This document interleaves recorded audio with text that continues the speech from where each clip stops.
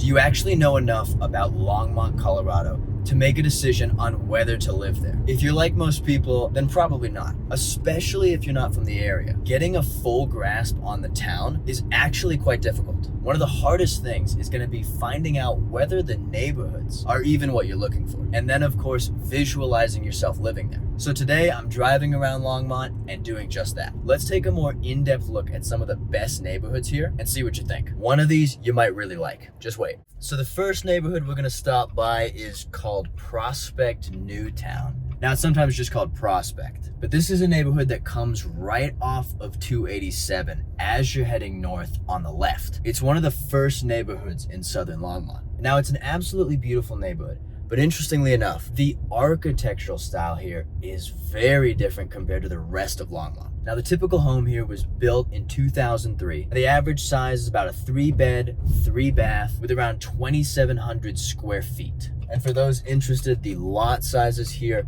are just under 1/6 of an acre. So as you can see, the neighborhood is pretty compact. Driving around here right now, there is a lot of street parking. There are properties with attached garages, and there are some wonderful little parks throughout the neighborhood. Aesthetically, it's very beautiful. Location-wise, you have Left Hand Creek Park in the area, as well as Kanemoto Park to the north. And it's only about a 10-minute drive to the center of Longmont. And then now from a price perspective, expect the cost of homes here to be around $800,000 to $1.5 million, depending on the home. But in all, this neighborhood is absolutely beautiful. It is wonderful to drive through. It gives you a secluded feel from the rest of Longmont. It almost doesn't feel like you're in Colorado driving around. And I would say that has to do with the architecture. There is a wide variety of home styles here. So now let's head over to our next neighborhood, and that's Somerset Meadows. Now this is on the southwestern side of Longmont, just a bit above Highway 119, which is the main highway that goes into Boulder from the northeast. It's only about a 15 or 20-minute commute to the city. So if you're moving to Longmont with an intention of being able to get into Boulder, it's a conveniently located neighborhood. Now it is more or less the last neighborhood before you transition to the rural side of Longmont, obviously in the south and western sides. Location-wise, it's only about 5 minutes from Village at the Peaks, which is a beautiful shopping center located in southwestern Longmont. Also, you have Dry Creek Community Park, Yellow Park in the center, and then Blue Skies Park, which also has a skate park. Now focusing on the homes here, the average property in Somerset Meadows was built around 2014, but there are new homes being built as we speak. The average size home is a 4-bed, 4-bath, around 3,500 square feet. So much larger compared to Prospect Newtown. And then the lot sizes are sitting on about 1/3 of an acre. And you can tell just by looking around, the lots here are much bigger, doesn't have as compact a feel as Prospect does. You can tell the neighborhoods are newer, the trees aren't as built up,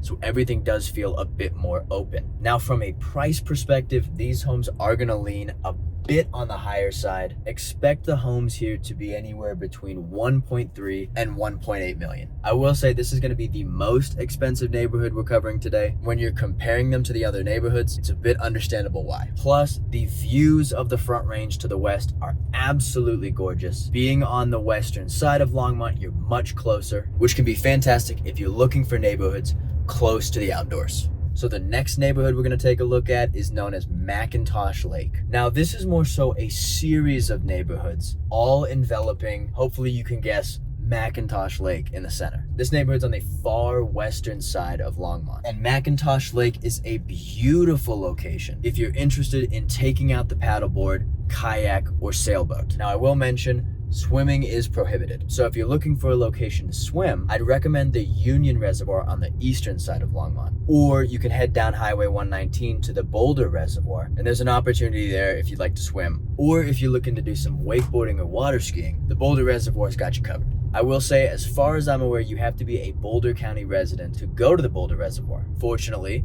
all of Longmont is in Boulder County. So there you go. Now location-wise, McIntosh Lake is also close to the Twin Peaks golf course, as well as the city of Longmont's Garden Acre parks. But now focusing on the homes here, the average home size here is about a 3-bed, 2-bath, and around 2,500 square feet, with a lot size close to about a quarter of an acre. Now, McIntosh Lake is about 12 minutes from the center of town, and around 10 minutes from Village at the Peaks, so roughly around the same distance as Somerset Meadows. But I will mention it is 6 minutes from the Common Spirit Longmont Hospital, so just something to mention if you're curious about being close to a hospital. But now talking price, expect the homes here to have a range of anywhere between $600,000 to $800,000. So it is one of the more affordable neighborhoods in Longmont, but again, the homes here are much older, so it depends on what you're looking for. All right, so the last neighborhood we're gonna cover today is Old Town. Now, this is the neighborhood that's right in the center of Longmont, right along Main Street, along that 287 strip, which is an absolutely beautiful part of town. Given its name, the homes here are going to be more of the original homes of Longmont. So they're going to be older, they're going to be smaller, but they're also going to have more of that classic architecture to them. Now, the average home in Old Town was built around 1923. Yep, that's correct. Of course, many of the properties have been renovated over the years. They're not in the original condition. But as a result of being built over 100 years ago, the size is smaller. The average home in Old Town is about a 3-bed, 2-bath with just 1,750 square feet, sitting on about a 1/5 of an acre lot. Now, given this, these are going to be the smallest and oldest properties in Longmont. But also, I'm going to argue these are probably going to be the cheapest homes too. Expect the homes here to have a price point of around $500,000 to $700,000. So definitely one of the most affordable areas. However, you do have to look at price per square foot, because given the average square footage of 1,750, you might not be getting the biggest bang for your buck. But some of the benefits of living in Old Town is that you're very close to Main Street, so you do have some shopping opportunities. But if you're really looking to do some big shopping in Longmont, you're only about 10 minutes from Village at the Peaks. So it's not that far out of the way. Now, the last thing I'll say